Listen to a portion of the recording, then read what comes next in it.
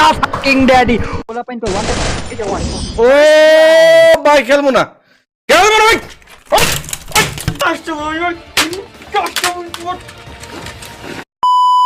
Alright guys, তো এতদিন তো তোমরা ফ্রি ফায়ার ইউটিউবারদের কতই না কিবোর্ড বা পিসি ভাঙার মূর্ত দেখছো, কিন্তু গাইস আজকের এই ভিডিওতে আমি তোমাদের ফ্রি ফায়ার ছেলে ইউটিউবারদের এমন কিছু কিবোর্ড বা পিসি ভাঙার মূর্ত দেখাবো যা দেখে গাইস আজকে যে কেউ অবাক হতে বাধ্য হবে। কারণ গাইস তোমরা তো জানোই মেয়েদের চেয়ে ছেলেদেররা কতটা বেশি ভয়ঙ্কর হয়ে থাকে। আর গাইস আজকের এই ভিডিওতে তোমরা কিন্তু বাংলাদেশের এমন একজন ইউটিউবারকে দেখতে পারবে যে কিনা সর্বপ্রথম পিসি বা কিবোর্ড ভাঙার ট্রেন্ড শুরু করেছে। তো বুঝতেই তো পারতেছো ভিডিওটা হতে চলেছে আগুন, সো লেটস বেগুন।